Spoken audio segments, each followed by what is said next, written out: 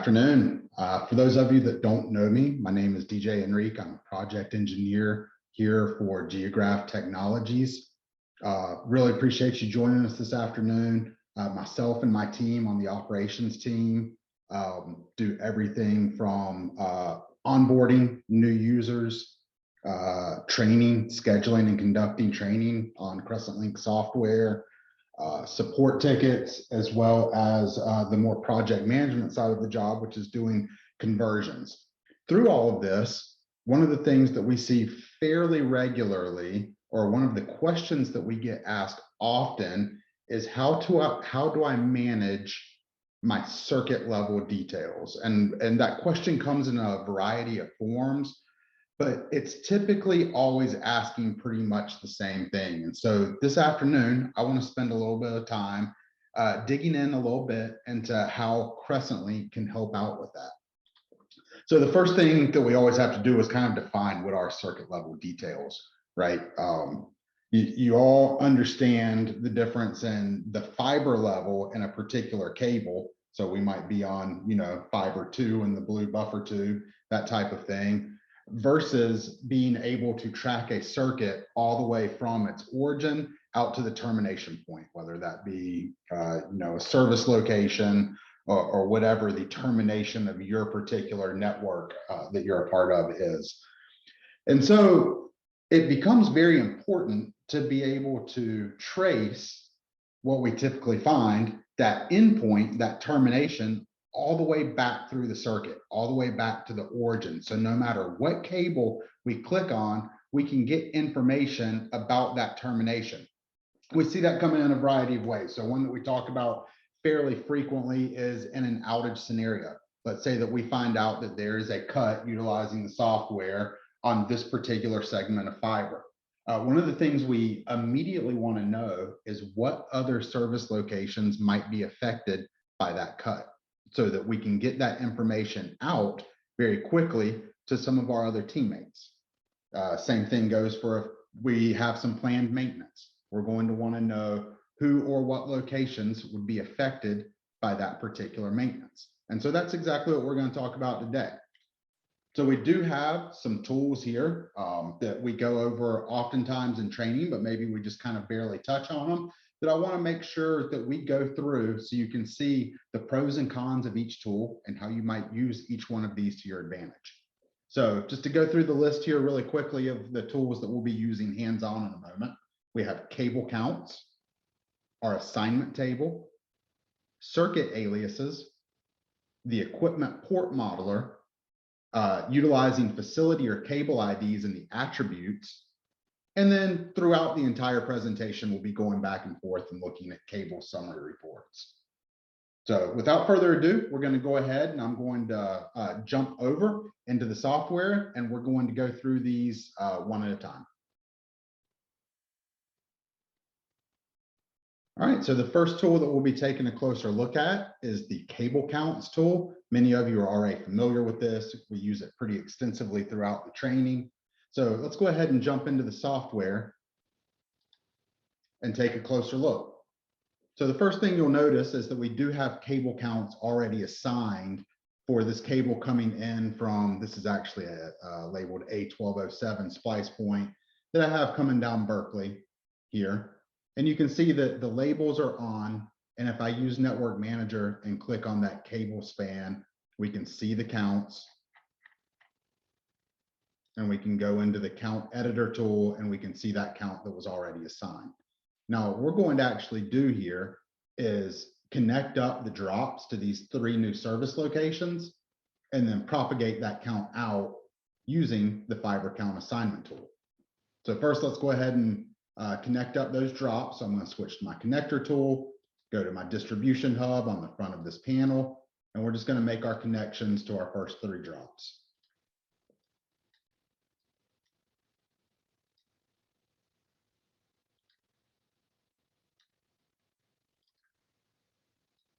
Okay, so now that I've made connections to those drops, you'll see we're able to completely trace back through that network. We have a fully completed circuit. Now we just need to update our counts. And so this can be done from any splice point back level from where you need to propagate those counts. I'm just going to do it from this A1207 location. So I'm going to switch over to the fiber count assignment tool. We're going to click on the starting point and then the cable that we want to push that count through.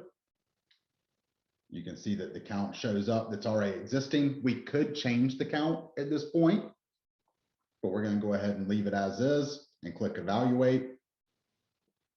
And now what you'll see is everywhere that crescent link connectivity is found is going to get turned that kind of orange gold color. And what that's letting us know is this is everywhere that we are able to propagate our counts based on the connectivity that we have created at the fiber level with the crescent link connector tool. So in this case, you can see it is in fact going to go out and push down our drops. Now note this tool is often used also just to make sure that you have completed your crescent link connectivity everywhere that you meant to. For instance, if we saw that these 3 drops were not highlighted in gold right now, we would know that we'd made a mistake in our connections and need to go back and fix that prior to pushing our count out. We would just cancel out. As it is, we're going to go ahead and select commit. We're going to get a little warning here that lets us know that counts exist already on some of these cables where we're pushing. So there's a chance we're going to overwrite existing counts. That is exactly what we want to do. We're going to click yes. Now you do have to refresh the screen in order to see those counts update, but you'll notice that now these new drops have taken on the counts based on the connections that we gave from this main cable feeding in. Now, one thing to note, a lot of folks, if you noticed in the image that I showed before I jumped into the software, do like to have what the termination point of the circuit is labeled, and they will utilize counts for this. Now, that works really well because you'll be able to see if you run a trace on this particular cable, what exists there. Let's say it's the fire department or a police station, or you put in a service address, something like that. The problem with this is that you would have to know all the way back from the beginning, from the origin where you start pushing your count from, where that circuit ends. So it's a little bit, you need to know the end in order to put it at the beginning to propagate it back out to the end.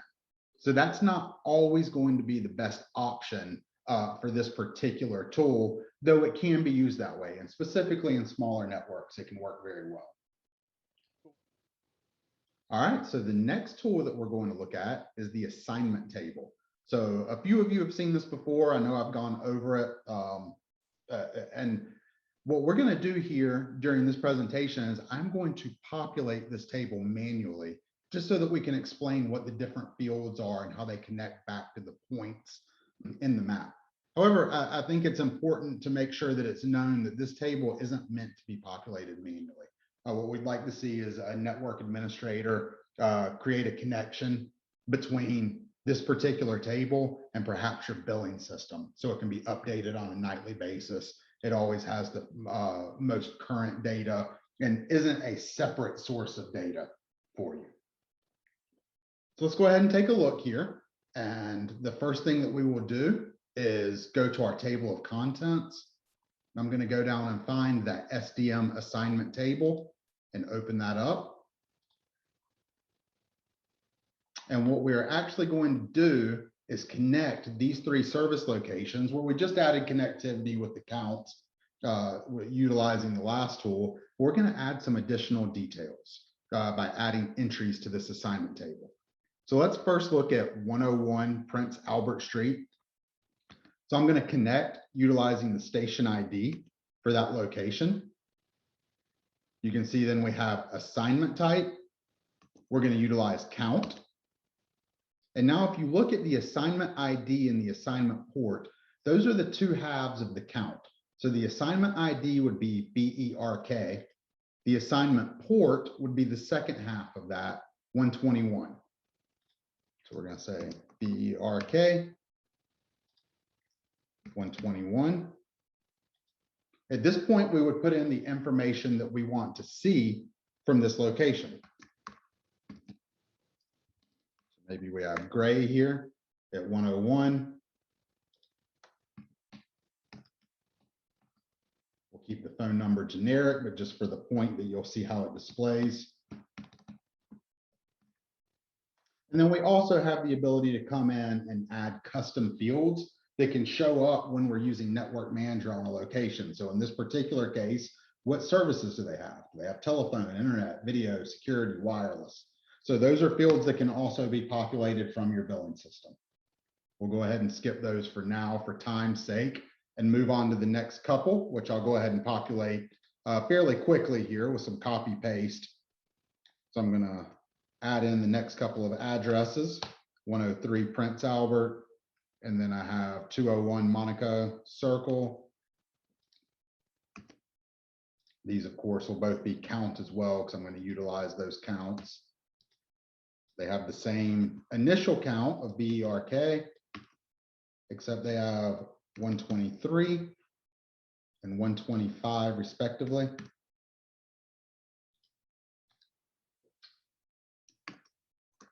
Say Bruce is here.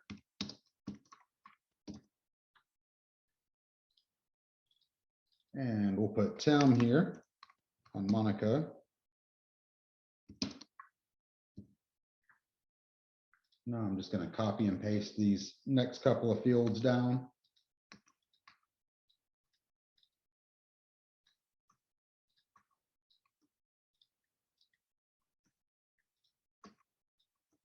All right, and now we just need to save our edits so that those changes will get locked in.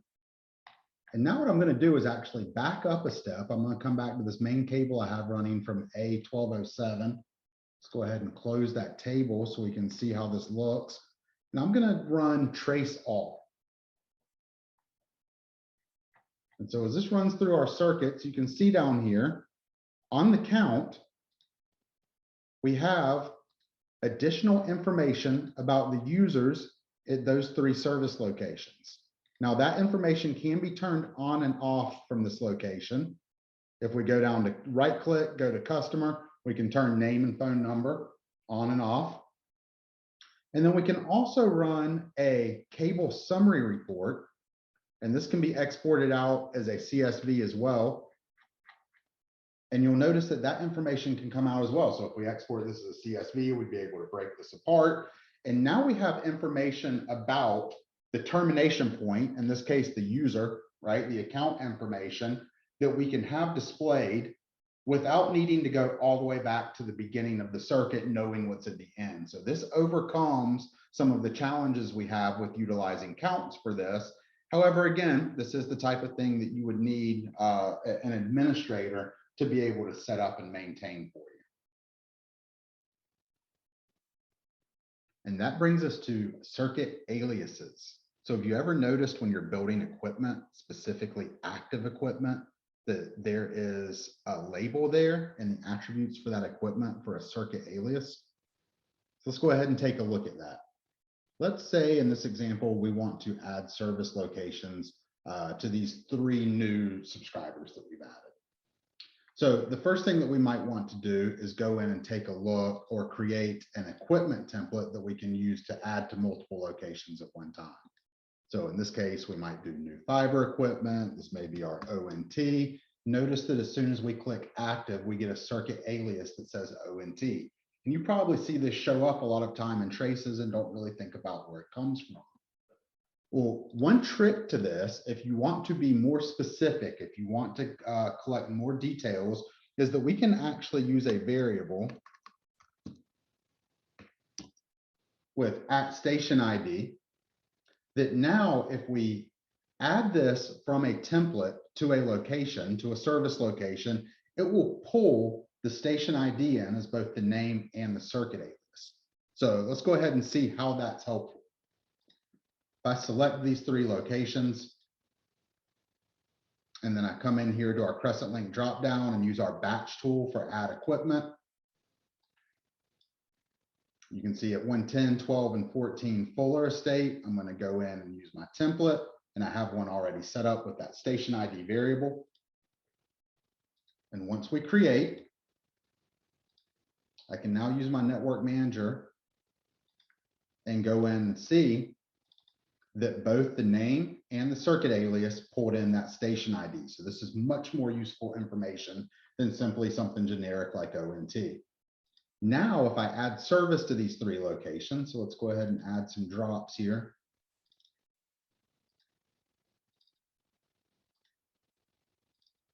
And then we'll go in with our connector tool and finish this up. So we have the front of our patch panel. Let's go to our three new locations.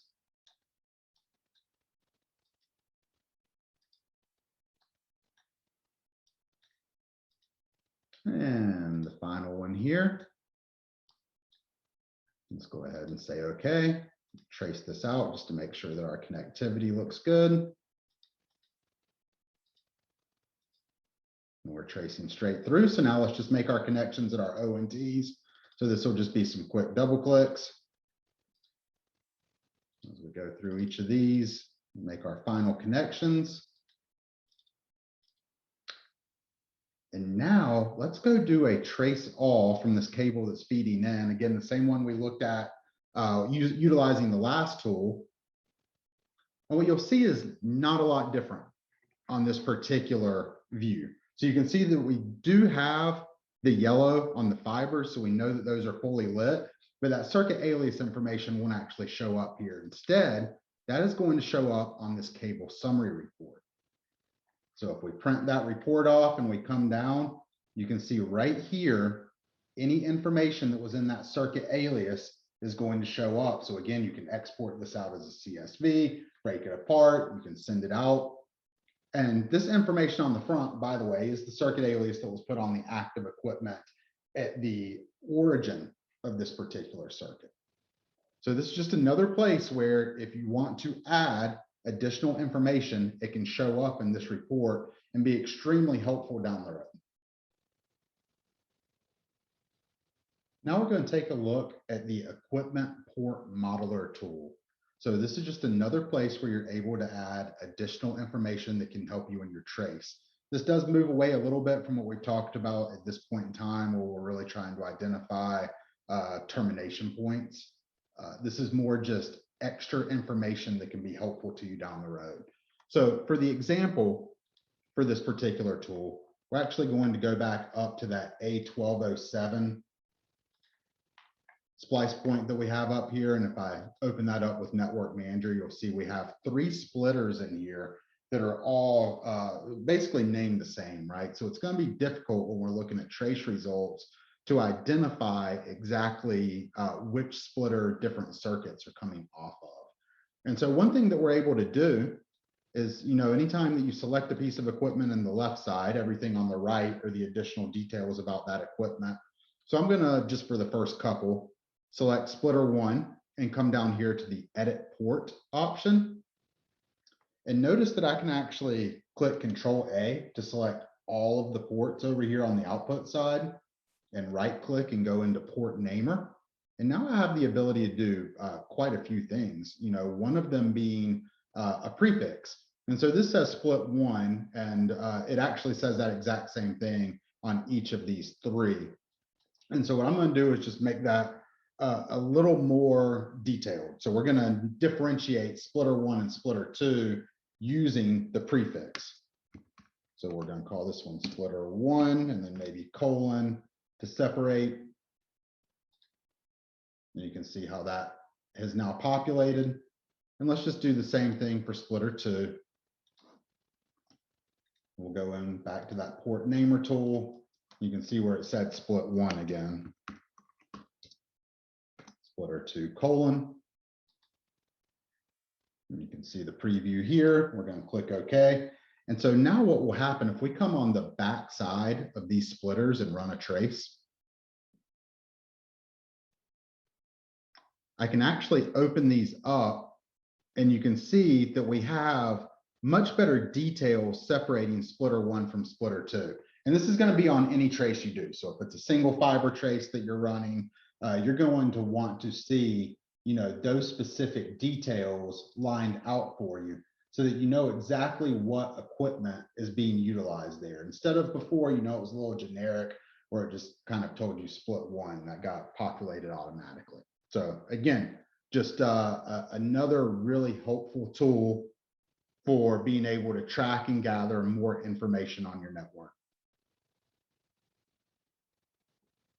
And that brings us to the last tool that we're going to look at today, and that is utilizing basically the facility or the cable ID. So this is going to be in the attribute fields for your cables. And a lot of folks don't know that we can actually use this field to name our cables. So if we take a look here, a real quick example, if we wanted to call this, oh, I don't know, the Prince Albert feeder as we're coming into this location.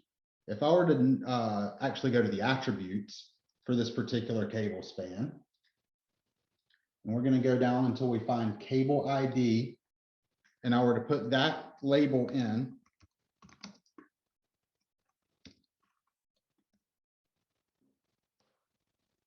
notice now that if I were to do a single fiber trace of any of these particular cables, that you can see we're on fiber 1 in Prince Albert feeder. So now we get a lot more detailed information about what that particular cable span is. So another handy tool, you know, very simple. It's just the cable ID tool that you're able to use that, make your cable single fiber trace results much more usable. This will also show up in those cable reports that we were looking at earlier. All right, so we'll go ahead and wrap things up here. Again, I appreciate all of you joining us here today. As you all know, if you ever have any questions, if you want to talk about anything that we discussed today, any of these tools in more detail, maybe run through your particular scenario or situation and see how they might best fit within your processes and workflows, please feel free to reach out to us. You know, you can catch myself or anybody else on our operations team anytime. You can go to the support.geograph.tech site. You're able to communicate with us there, either through the community forums, or you can put in a support request. So I look forward to hearing from many of you. We love working together to help set these things up so that these tools honestly can work better for you. So until next time, thanks.